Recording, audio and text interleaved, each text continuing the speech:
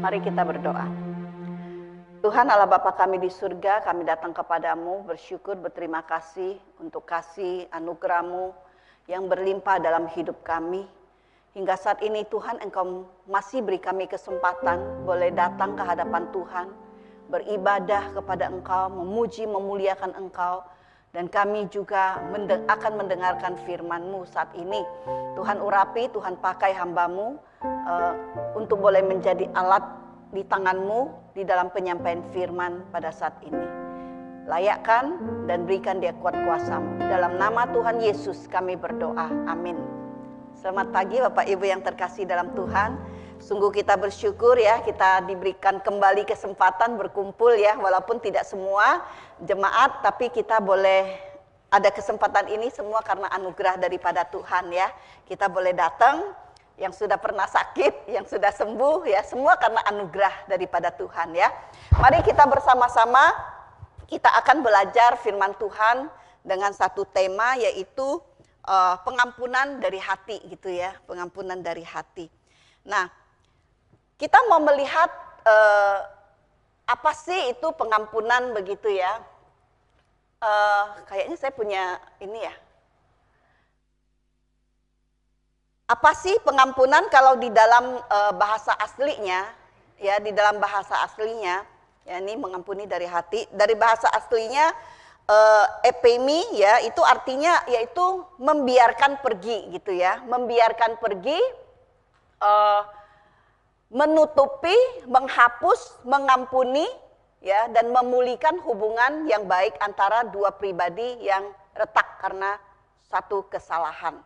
Nah, kita melihat di sini yaitu nanti firman Tuhan kita akan baca ya per poin. Oke. Jadi membiarkan pergi, menutupi ya. Kalau membiarkan pergi di sini kita lihat apa yang dilakukan oleh Tuhan ya kepada kita yang bersalah ya ketika dia mengampuni kita. Di dalam firman Tuhan ada satu ayat yang mengatakan sejauh timur dari barat engkau membuang segala kesalahanku begitu ya. Jadi kita lihat bahwa firman Tuhan mengatakan ya ketika membiarkan pergi dosa-dosa kita itu seperti apa? Itu sejauh timur dari barat. Berarti dibuang jauh-jauh begitu ya. Dibuang jauh-jauh ya, diusir, dikasih pergi jauh-jauh begitu ya. Nah, kemudian menutupi di sini juga bukan seperti kita tutup aja pakai kain terus dosanya masih di situ gitu ya. Enggak gitu ya, tapi bisa seperti dikubur dalam-dalam, ditutupin gitu ya biar udah enggak kelihatan gitu ya, udah jauh ya. Menghapus ya, kita tahu menghapus seperti penghapus kita hapus gitu ya, udah enggak ada bekasnya lagi gitu, dihapus bersih gitu ya. Mengampuni, memaafkan. Nah, memulihkan hubungan yang baik antara dua pribadi yang sudah retak gitu. Jadi ketika sudah dibuang dosa-dosanya, sudah dibersihkan dengan bersih tanpa jejak lagi ya kesalahannya, terus apa? Ada satu pemulihan. Itu baru namanya pengampunan ya. Pemulihan hubungan antara orang yang menyakiti kita gitu ya. Jadi ada satu pemulihan. Ini yang Tuhan Yesus lakukan. Ya, ketika dia membuang segala dosa-dosa kita, dia menghapus dosa kita, itu seperti apa? Merah seperti kesumba menjadi putih seperti salju gitu ya. Jadi udah benar-benar dibersihkan gitu. Jadi ketika Tuhan Yesus mati bagi kita, dia menghapus dosa-dosa kita, itu sudah bersih, putih seperti salju. Nah, artinya adalah bahwa tidak diingat lagi untuk dihukum, tidak diingat lagi untuk dibenci gitu ya. Jadi bisa ingat gak orang melakukan kesalahan, orang melakukan menyakiti hati kita, pasti bisa ingat. Tetapi ketika ingat kita udah nggak empet sama dia gitu ya, nggak benci lagi sama dia gitu ya, nggak lagi ada rasa pengen ngomongin dia atau apa membalas dia dan sebagainya. Tapi sudah plong begitu ya, sudah tidak ada rasa kebencian. Walaupun kita ingat apa yang dia lakukan buat kita gitu ya. Terus ada satu pemulihan ya, di mana kita bisa berdamai dengan dia, Mungkin yang dulu ada renggang, ada cuek dan sebagainya, sekarang kembali lagi gitu ya. Kita bisa ketawa, kita bisa menikmati satu kedamaian yang indah antara sesama kita yang menyakiti kita. Nah, ada satu cerita gitu ya. Nanti saya nggak banyak cerita, saya mulai awalnya lagi ya. Jadi ada satu cerita gitu antara menantu dan mertua gitu ya, antara menantu dan mertua. Ada satu hari menantunya sakit gitu ya, dioperasi gitu, nggak bisa masak, lemes gitu ya, nggak bisa ngapa-ngapain gitu, karena minum antibiotik yang banyak, terus mahnya kambuh gitu ya, nggak bisa ngapa-ngapain gitu. Suaminya harus pergi ke kantor gitu, di rumah nggak ada siapa-siapa. Nah, si mertua tinggal deket sama si menantu gitu. Tapi nggak pernah datang jenguk, bawa bubur, bawa makanan atau apa gitu ya. Datang jenguk sekali, habis itu nggak pernah datang lagi gitu ya. Karena nggak tahu lah kenapa begitu ya. Waktu si menantunya melahirkan datang sekali gitu ya. Terus yang kedua anaknya anak laki-lakinya minta tolong sama mertua ini ya, mamanya gitu. Bantuin beberapa hari jaga anaknya yang gede gitu ya, karena nanti yang akan rawat anak baby sama istrinya itu akan datang, belum datang gitu ya, beberapa hari minta tolong. Baru datang sehari udah minta mau pulang gitu ya, nggak mau urusin gitu, sampai anak laki-lakinya juga marah begitu ya. Sering kali begitu ya, tetapi apa yang terjadi? Si menantunya ya pasti ada rasa sakit hati gitu ya. Ada rasa marah begitu ya, kok begitu gitu. Padahal seringkali mertuanya itu ya disokongin lah dananya dan sebagainya gitu. Tapi akhirnya suatu hari gitu ya, ketika si mertua sakit gitu ya, mengalami stroke yang berat, nggak bisa bangun, nggak bisa ngapa-ngapain. Dan anak-anak yang lain nggak mau urus gitu. Akhirnya si menantu bilang sama suaminya, bawa mama pulang, saya yang urus gitu ya. Jadi akhirnya diurus sampai 5 tahun ya, dengan makanannya, dengan bahkan kadang dimandiin dan sebagainya begitu, dibawa berobat dan sebagainya. Nah, ini kita bisa melihat ada satu pengampunan begitu ya. Artinya ada satu pemulihan hubungan walaupun dia pernah disakiti gitu ya, dia pernah merasa nggak nyaman dan sebagainya, tetapi ketika ada satu pengampunan, di situ ada satu tindakan, ya, ada satu tindakan di dalam pemulihan hubungan dan bahkan untuk menolong, begitu ya, bahkan mengasuh dengan luar biasa gitu.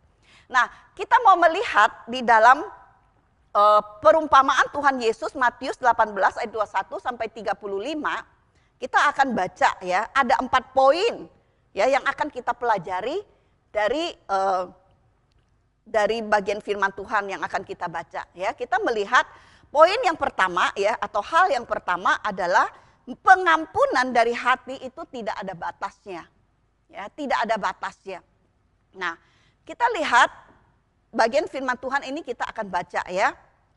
Di dalam ayat yang ke-21 sampai ayat yang ke-22 berbunyi demikian. Kemudian datanglah Petrus dan berkata kepada Yesus, Tuhan, sampai berapa kali aku harus mengampuni saudaraku jika ia berbuat dosa terhadap aku? Sampai 7 kali? Yesus berkata kepadanya, bukan, aku berkata kepadamu bukan sampai 7 kali, melainkan sampai 70 kali 7 kali. 70 kali 7 kali. Ya, jadi kita melihat di sini apa yang dikatakan dalam firman Tuhan ya. Ketika Petrus bertanya kepada Tuhan Yesus, apakah itu 7 kali? Ya. Nah, kita lihat bahwa sebenarnya tradisi Yahudi ya, tradisi Yahudi dan pengampunan itu ya biasanya 7 kali maksimal begitu ya. 7 kali maksimalnya sebelum seseorang berhak kehabisan kesabaran dan tidak lagi memberikan pengampunan. Nah, ini yang menjadi satu tradisi orang Yahudi ya, 7 kali. Nah, saudara-saudara, seringkali kita sebagai anak Tuhan juga begitu gitu ya. Ada satu waktu tertentu ya, atau batasan tertentu ketika kita memberikan satu pengampunan. Dulu waktu anak saya kecil ya, sebenarnya ini pengajaran yang nggak benar gitu ya. seringkali kalau anak melakukan atau tidak melakukan sesuatu ya, atau melakukan sesuatu, saya menghitung 1, 2, 3 misalnya ya. Kalau nggak diturutin, tek, gitu ya, misalnya gitu ya. Nah itu seringkali ada satu batasan ya. Saya tahu itu belakangan saya pikir-pikir gitu ya. Itu bukan satu pengajaran yang baik buat anak ya. Jadi seakan-akan di dalam pengampunan itu ada batasnya begitu ya. Nah, di dalam tindakan kasih kita itu ada batasnya. Nah, jadi kita lihat bahwa apa yang dianggap oleh Petrus dan tradisi orang Yahudi adalah bahwa di dalam mengampuni itu ada batasnya. Memang banyak ditafsirkan angka 7 itu sempurna gitu ya. Tetapi kita juga bisa melihat di sini bahwa ada batas 7 kali di dalam mengampuni seseorang. Kalau lewat 7 kali, kita boleh lagi enggak mengampuni dia, seakan-akan begitu gitu ya. Tapi kita lihat apa yang tanggapan daripada Tuhan Yesus ya. Tuhan Yesus di sini mengatakan bahwa bukan 7 kali, tetapi 70 kali 7 kali. Nah di sini juga bukan berarti 490 kali ya. Nah tapi di sini kita melihat apa yang dikatakan oleh Tuhan Yesus, itu Tuhan Yesus juga menyinggung tentang Kejadian pasal 4 ayat 24 ya. Di situ yang berbunyi demikian, sebab jika Kain harus dibalas 7 kali lipat, maka Lamek 77 kali lipat. Nah, ini kejadian adalah bahwa Lamek ini dia membangga-banggakan dirinya yang telah membunuh orang begitu ya. Jadi ada satu kejahatan ya yang begitu yang bagi Tuhan itu luar biasa dilakukan oleh Lamek ya, bunuh orang itu dia bangga, dia bicara dengan istrinya gitu ya, dia bangga gitu. Nah, jadi kita lihat di sini apa yang dikatakan oleh Tuhan Yesus ya, seperti apa yang dikatakan kepada Lamek tentang hukuman ya, di mana hukuman yang diberikan itu juga adalah hukuman yang begitu luar biasa ya, yaitu apa? Yaitu ketika Tuhan Yesus memakai pembalasan kepada Lamek diubah menjadi prinsip pengampunan yang tidak terhingga atau tidak terbatas. Ya, jadi sebenarnya apa yang dikatakan oleh Tuhan Yesus ini adalah bahwa pengampunan ya yang diberikan itu tidak terbatas. Bukan 490 kali. Kalau 490 kali berarti juga ada batasnya gitu ya. Ada batasnya. Satu hari kita disakitin berapa kali gitu ya. Ini berapa kita hitung-hitung, tidak. Ya, karena prinsipnya adalah pengampunan itu tidak terbatas. Nah, apa artinya pengampunan itu tidak terbatas ya? Kita lihat yang pertama adalah bahwa orang yang percaya harus terus-menerus hidup dalam pengampunan. Terus-menerus hidup dalam pengampunan. Seperti kasih gitu ya. Kasih itu adalah setiap saat. Kasih itu adalah nafas hidup daripada orang Kristen yang tidak boleh berhenti. Nah demikian juga dengan pengampunan. Ya, karena pengampunan itu kan berdasarkan kasih ya. Kita sudah pernah bahas tahun lalu ya. Kalau kita mengasihi ya, kita mengampuni itu enggak terbatas, itu terus-menerus ya di dalam kehidupan kita. Mungkin suami istri ya menyakiti kita. Kata-katanya kasar, kata-katanya nyakitin. Mungkin enggak tepati janji dan sebagainya ya. Itu kita hidup dengan suami atau istri ya, atau dengan saudara atau dengan sesama kita gitu ya. Itu kan sepanjang hidup kita. Ya, enggak mungkin di dalam satu hubungan tidak terjadi gesek-menggesek begitu ya. Tidak mungkin. Ketika gesek-menggesek itu maka akan terjadi sakit hati. Ya. Jadi kalau kita tidak hidup di dalam pengampunan terus-menerus dalam hidup kita ya, maka di situ kita melihat apa yang dikatakan oleh Tuhan Yesus tidak tercapai di dalam kehidupan kita ya. Kemudian yang kedua ya, pengampunan yang tidak terbatas itu adalah mengampuni bukan hanya dikatakan tetapi harus terus-menerus dipraktekkan dalam hidup kita. Ya, seperti tadi saya bilang ya, ketika kita menghapus kesalahan ya daripada sesama kita yang menyakiti kita, maka ada satu pemulihan di dalamnya. Harus ada satu aksi ya, ada satu hal yang dipraktekkan ya untuk terus-menerus kita lakukan dalam kehidupan kita. Jadi kalau kita lihat, kalau terus menerus ngep-ngepen ya gitu ya, ngep-ngepen. Tapi enggak gitu ya, karena ada kasih kemurahan Tuhan dalam hidup kita ya. Harus terus dipraktekkan. Ya, jadi bukan hanya kita ngomong, saya mengampuni kamu, tetapi harus ada satu pemulihan ya, ada satu perbaikan di dalamnya. Nah, kemudian yang ketiga, pengampunan yang tidak terbatas itu tidak menghitung-hitung sudah berapa kali saya mengampuni. Ya seperti yang sudah saya katakan tadi ya, bahwa kita tidak menghitung-hitung. Saya sudah ampuni kamu berapa. Tetapi terus menerus kita mengampuni. Gitu ya. Nah, kita bukan orang bego gitu ya. Kita bukan orang yang bisa dianiaya istilahnya gitu ya. Walaupun kita terus mengampuni, karena itu yang Tuhan mau. Ya, itu yang Tuhan mau. Kita mengampuni orang. Nanti kita lihat kenapa sih harus mengampuni begitu ya. Nah, kemudian kita melihat bahwa di dalam pengampunan ya, poin yang kedua itu adalah berdasarkan kasih anugerah. Itu ayat firman Tuhan di dalam ayat 23 sampai ayat 27 yang berbunyi demikian. Sebab hal kerajaan sorga seumpama seorang raja yang hendak mengadakan perhitungan dengan hamba-hambanya. Setelah ia mulai mengadakan perhitungan itu, dihadapkanlah kepadanya seorang yang berhutang 10.000 talenta. Tetapi karena orang itu tidak mampu, berdasarkan kasih anugerah tadi ya. Tetapi karena orang itu tidak mampu melunaskan hutangnya, raja itu memerintahkan supaya ia dijual beserta anak istrinya dan segala miliknya untuk membayar hutangnya. Maka sujudlah hamba itu menyembah dia, katanya, sabarlah dahulu, segala hutangku akan kulunaskan. Lalu tergeraklah hati raja itu oleh belas kasihan akan hamba itu sehingga ia membebaskannya dan menghapuskannya. Ini poin yang kedua tadi berdasarkan kasih anugerah.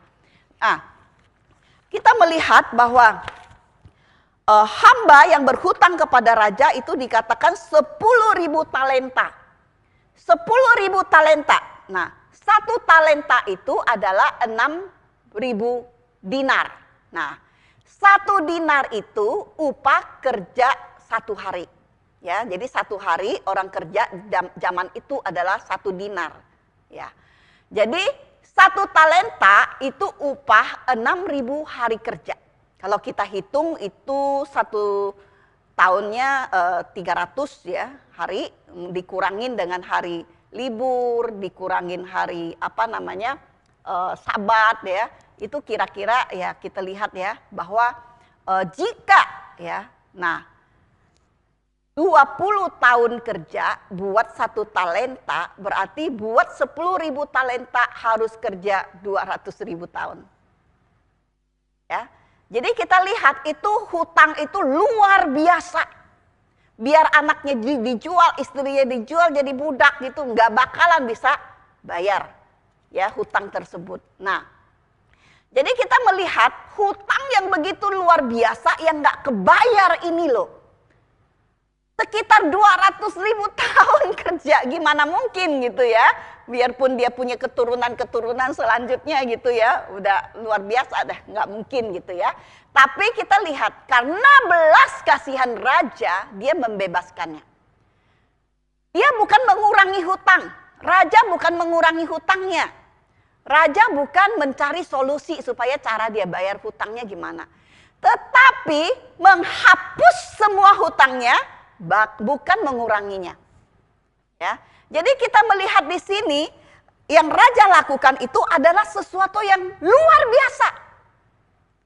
Nah, ini juga menggambarkan apa yang Tuhan Yesus lakukan di dalam kehidupan kita sebagai anak-anaknya. Berapa banyak dosa yang sudah kita lakukan. Ini secara status juga luar biasa. Kita ini orang yang benar-benar harus dihukum. Kalau kita dengar kemarin ceramah ya daripada Guru Injil Samuel. Dosa itu bukan hanya perbuatan, tetapi status. Apa yang sudah kita pikirkan dalam pikiran kita itu pun sudah dosa. Jadi kalau kita lihat di dalam diri kita, siapa sih kita? Kita ini manusia yang sangat berdosa, yang harus dihukum. Yang gak bisa bisa bayar loh, nggak bisa melakukan sesuatu untuk bisa menebus dosa kita, untuk bisa lepas dari dosa kita, nggak ada. Tetapi kita melihat di sini apa yang dilakukan oleh Tuhan Yesus itu adalah satu kasih anugerah yang luar biasa. Dia menghapus segala dosa kita. Dia tidak mengingat lagi, walaupun dia tahu kita manusia yang berdosa dan akan jatuh dalam dosa lagi. Lalu kita melihat satu perkataan ya, satu statement daripada Richard Strauss ya, dia mengatakan, ketika Yesus Kristus menundukkan kepalanya untuk menyerahkan nyawanya, ia berseru, sudah selesai. Maka ini ditulis dalam bahasa Yunani, sebuah kata yang kadang-kadang dipakai untuk transaksi dagang pada waktu itu. Kalau ditulis di sehelai kwitansi, kata ini itu berarti lunas. Ketika Tuhan Yesus mati di atas kayu salib, Tuhan Yesus menanggung segala dosa kita. Dan dia berkata, sudah selesai. Artinya bahwa segala dosa-dosa kita telah dihapus. Dan hutang itu sudah lunas dibayar oleh Tuhan Yesus di atas kayu salib. Ini adalah satu anugerah yang luar biasa. Amazing God. Luar biasa. Jika kita katakan sangat besar kasih Allah. Di situ kita melihat satu hal yang luar biasa. Yang begitu menakjubkan dan begitu ajaib. Siapa sih kita? Yang membayar dosa-dosa kita itu dengan nyawanya sendiri.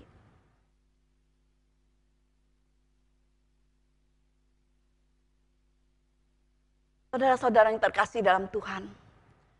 Kalau kita melihat kasih anugerah Tuhan yang begitu besar. Bagaimana sikap kita sebagai anak Tuhan di dalam kehidupan kita. Kalau kita benar-benar menikmati kasih anugerah Tuhan. Ketika dia mengampuni kita. Ketika dia membayar dengan harga yang lunas. Dan dia tidak lagi mengingat-ingat akan dosa kita. Bagaimana sikap kita?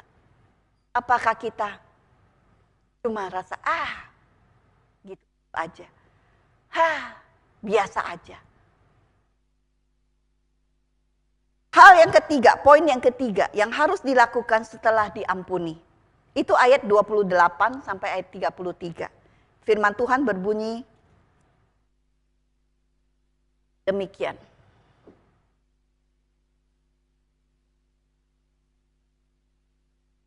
Tetapi ketika hamba itu keluar, ia bertemu dengan seorang hamba lain yang berhutang 100 dinar kepadanya.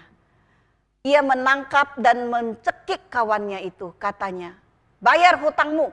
Maka sujudlah kawannya itu dan memohon kepadanya. Sabarlah dahulu, hutangku itu akan ku lunaskan.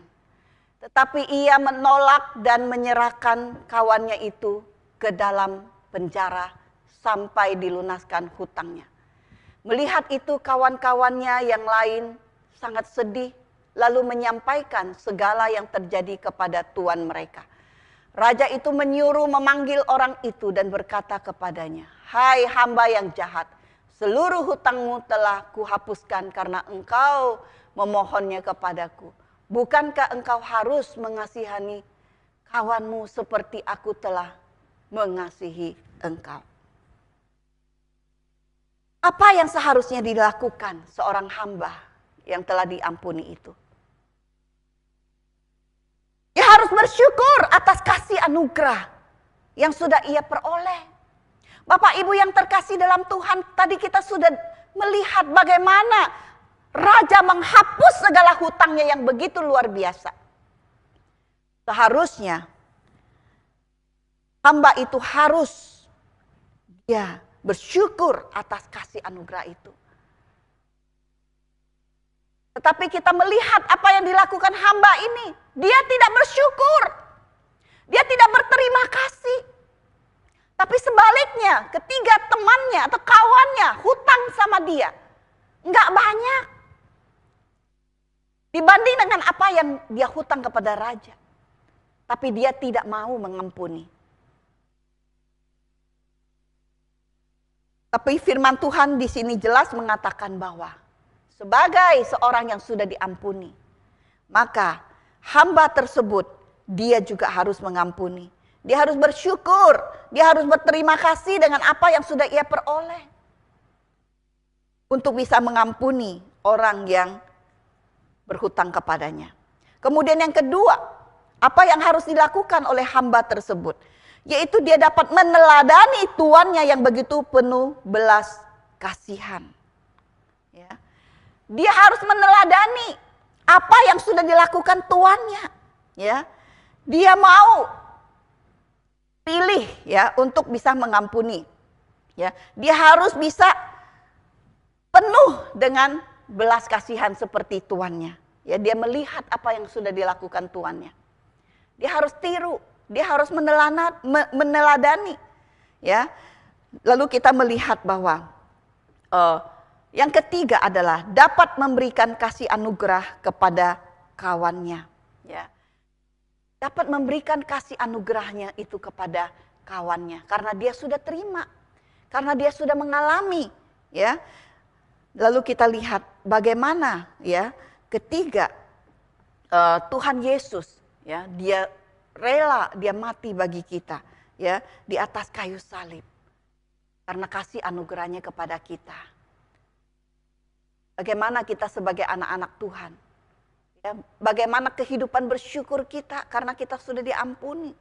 Bagaimana ketika kita meneladani Tuhan kita yang telah memberikan satu contoh yang begitu nyata, satu teladan yang harus kita ikutin. Apakah kita mengikutinya? Jejak daripada Tuhan kita, ya, untuk dapat memberikan kasih anugerah kepada orang yang bersalah kepada kita. Ketiga orang yang melakukan kesalahan kepada kita, menyakiti hati kita, berikanlah belas kasihan kepada mereka. Mungkin karena mereka memang masih dalam dosa, mungkin karena mereka punya latar belakang yang mempengaruhi hidup mereka seperti itu, dan sebagainya.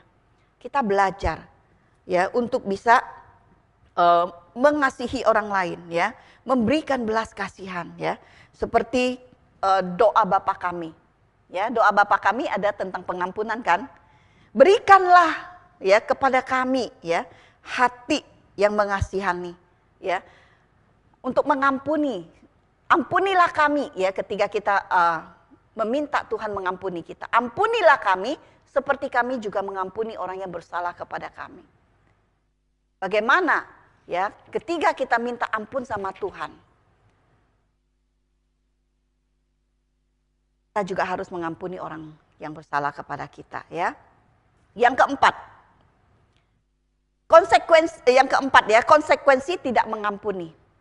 Itu di dalam ayat yang ke-34 sampai 35. Firman Tuhan mengatakan demikian. Maka marahlah tuannya itu dan menyerahkannya kepada Algojo sampai ia melunaskan seluruh hutangnya. Maka Bapakku yang di sorga akan berbuat demikian juga terhadap kamu. Apabila kamu masing-masing tidak mengampuni saudaramu dengan segenap hatimu. Nah, saudara-saudara yang terkasih dalam Tuhan, apa yang terjadi pada hamba yang tidak dapat mengampuni? Ya, dikatakan diserahkan kepada Algojo sampai ia melunaskan semua hutangnya. Nah, ini juga memberikan satu pelajaran buat kita, ya. Apa sih artinya? Ya, kalau ini kan perumpamaan Algojo ya sampai ia melunaskan hutangnya. Tetapi sebagai anak Tuhan, ya, ketika kita tidak mengampuni, apa yang terjadi pada kita? Kita mungkin tidak diserahkan kepada Algojo ya, dianiaya, ya, dicambuk dan sebagainya gitu ya. Tetapi ya, hal ini juga menyatakan bahwa kita ketika kita tidak mengampuni, maka itu akan mempengaruhi fisik kita. Fisik kita artinya apa? Bahwa ketika kita tidak mengampuni orang lain, kita menyimpan kebencian, kita menyimpan dendam, ya, tahun lalu juga sudah saya sampaikan, ya, bahwa fisik kita pun akan terganggu. Artinya bahwa dari tidak mengampuni itu, ya, kita bisa apa? Kadang stres, sakit mah gitu ya, pusing gitu, dan ada yang sampai sampai gitu ya bisa kena penyakit-penyakit yang berbahaya gitu ya, ada yang kanker dan sebagainya begitu. Nah, Bapak Ibu yang terkasih dalam Tuhan, ketika kita tidak mengampuni, itu bisa mempengaruhi fisik kita. Ya, bisa kena sakit, kena penyakit gitu ya. Bisa mempengaruhi apa? Mental kita. Kita stres ya, kita hidup penuh curiga, negative thinking dan sebagainya ya. Yang membuat kita menjadi orang yang aneh gitu ya, tanda kutip aneh. Orang yang tidak bisa membawa berkat begitu ya. Nah, orang yang tidak mengampuni itu juga apa? Itu juga mempengaruhi masalah rohaninya, hubungannya dengan Tuhan. Ya, ketika seseorang hidup penuh dengan kebencian dan dendam, nggak mungkin dia bisa berdoa dengan baik. Nggak mungkin dia bisa melayani Tuhan dengan baik yang sesuai dengan Tuhan mau. Ketika dia berdoa, ya seperti tadi saya katakan, ketika dia berdoa, doanya terhalang. Karena ketika dia katakan ampunilah saya, ampunilah aku, ya seperti aku mengampuni orang lain. Itu tidak berlaku karena dia tidak mengampuni. Ya, ketika seseorang tidak bisa mengampuni orang lain, hidup dengan penuh kebencian, ya, hidup dengan penuh masalah-masalah yang terus ya menghimpit dia, akhirnya dia tidak bisa lepas daripada kebencian itu. Ya, dia menjadi kepahitan, ya, hidupnya menjadi sulit ya, sulit secara fisik, mental, rohani ya, hubungan dengan sesama menjadi rusak ya. Nanti satu rusak tambah parah gitu ya. Kadang kalau seseorang yang curiga, dia curiga terus membuat sesuatu, nanti orang lain membenci dia dan sebagainya, itu terus beranak gitu ya, terus beranak. Akhirnya hubungan dengan sesama itu menjadi rusak. Jadi nggak akan bisa menerima berkat Tuhan ya, terhalang karena apa? Karena kebencian dan dendam dalam hatinya. Nah, itu adalah hal yang terjadi ya. Nah, lalu kita melihat ya bahwa apa yang dilakukan ya diserahkan kepada algojo, kemudian Allah tidak akan mengampuninya. Seperti saya bilang tadi, itu terhalang ya oleh dosa-dosa kebencian di dalam hatinya. Lalu kita melihat ya bahwa bagaimana kita dapat menjadi seorang yang mengampuni dari hati. Karena pengampunan itu bicara hati. Dosa itu bicara hati. Bukan hanya perbuatan. Dari hati itu timbullah perbuatan. Ya. Jadi kita lihat bagaimana kita bisa menjadi seorang yang mengampuni. Yang pertama, ingat anugerah pengampunan yang telah diberikan Tuhan, bukan kesalahan orang lain. Itu sering khotbah ya bahwa manusia itu punya kantong depan dan kantong belakang gitu ya. Nah, seringkali ya kita menyimpan kesalahan orang lain di depan, kesalahan kita di belakang gitu ya. Nah, kita pun nggak boleh begitu ya. Jadi simpanlah anugerah Tuhan yang begitu luar biasa dalam hidup kita di depan. Fokus kita lihat kebaikan Tuhan, anugerah Tuhan kepada kita ya. Jangan lihat kesalahan orang terus. Ya, jangan lihat kesalahan orang terus. Uang itu. Lihat begitu baiknya Tuhan bagi kita. Perhatikan berapa banyak kita diberi, bukan berapa banyak kita dirugikan. Kalau kita hitung-hitung dalam hidup kita, berapa berkat dan anugerah Tuhan kepada kita. Jangan lihat ketika kita dirugikan. Belas kasihan timbul dalam hati kita karena kita mengalami belas kasihan daripada Tuhan. Maka kita lihat bahwa kunci dapat hidup dalam pengampunan adalah ketika kita terus-menerus hidup terikat dengan Sang Pengampun hidup kita. Dia adalah sumber pengampunan. Dia adalah sumber kasih. Kalau kita mau menjadi seorang yang dapat mengampuni, ya, bukan dengan kekuatan kita, bukan dengan kemampuan kita. Sebagai manusia yang masih hidup daging itu nggak mungkin. Tetapi hanya Semuanya berdasarkan anugerah daripada Tuhan. Berdasarkan kekuatan daripada Tuhan. Oleh sebab itu kita harus terus hidup bergantung kepada Tuhan. Sehingga kita bisa mengerti hati Allah. Sehingga kita bisa mempunyai hati Allah yang terus melimpah dalam hidup kita. Untuk bisa berikan belas kasihan kepada orang lain. Untuk bisa mengampuni orang lain. Kita harus taklukkan keangkuhan diri kita. Ketika kita tidak bisa mengampuni orang lain, ada satu keangkuhan. Apa artinya? Harga diri kita. Ketika kita merasa diinjak, ketika kita merasa disalahkan, kita difitnah dan sebagainya, ada harga diri kita. Oleh sebab itu kita harus taklukkan itu di dalam kasih anugerah Tuhan. Tuhan kita tidak pernah bersalah dan dia tidak perlu meminta ampun. Tetapi kita adalah manusia yang harus takluk di dalam keangkuhan kita. Jadi ketika kita berbicara tentang kita mengampuni orang lain, harus ada penaklukan diri kita. Sebelum kita bicara tentang mengampuni orang lain, maka kita sebagai anak Tuhan yang menaklukkan diri, kita juga harus meminta ampun kepada orang lain. Tidak mungkin kita tidak bersalah kepada orang lain. Ketika kita bisa mengampuni orang lain, ya, kita juga harus menaklukkan diri kita untuk meminta ampun kepada orang lain yang kita sudah melakukan kesalahan. Bahkan diri kita sendiri, kita juga harus taklukkan diri kita, ego kita.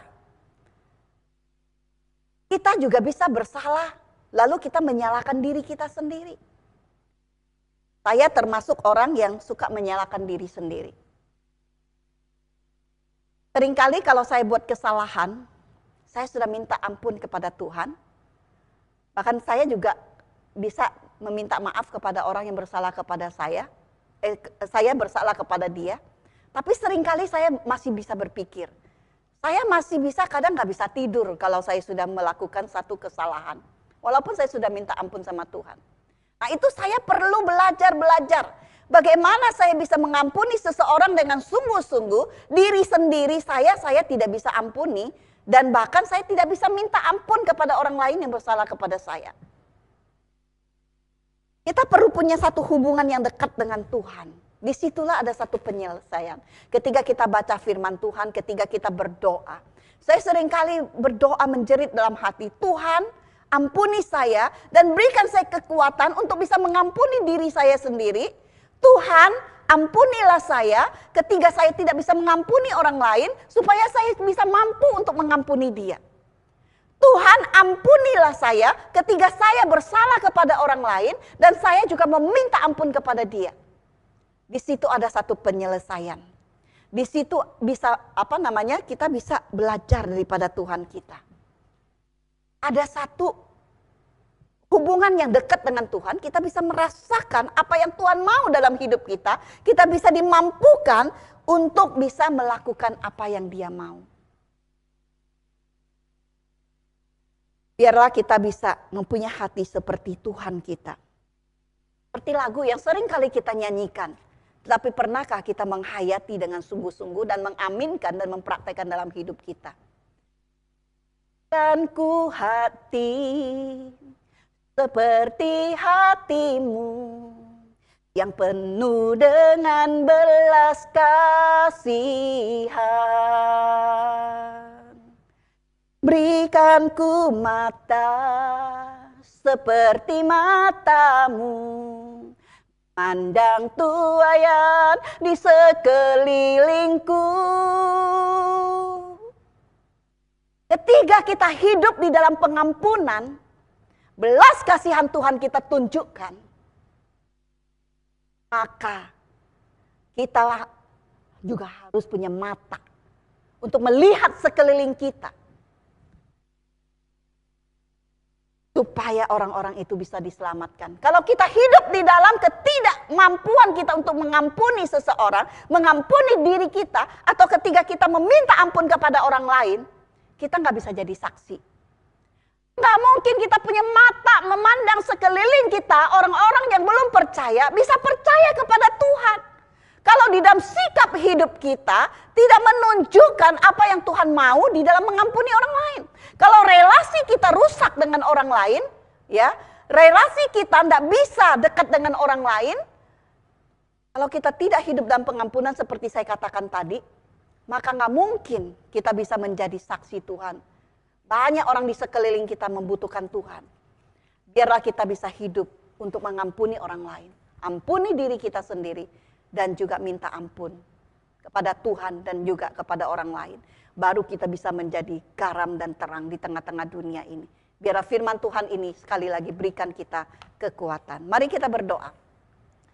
Tuhan Allah Bapa kami di surga, kami sadar walaupun kami adalah anak-anak Tuhan yang sudah ditebus, yang sudah dihapus dosa-dosanya dari merah seperti kesumba menjadi putih seperti salju dan menjadi milik Tuhan.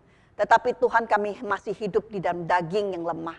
Oleh sebab itu Tuhan kuatkanlah kami, mampukan kami Tuhan untuk terus bisa menjadi orang-orang Kristen yang dapat mengampuni. Dan biarlah kami juga bisa meminta ampun kepada orang yang kami sakiti. Biarlah ya Tuhan kami boleh menjadi garam dan terang di tengah-tengah dunia. Mempunyai mata Tuhan, melihat sekeliling kami yang membutuhkan anugerah dan belas kasihan Tuhan di dalam hidup kami. Terima kasih Tuhan, dalam nama Tuhan Yesus kami berdoa. Amin. Tuhan berkati.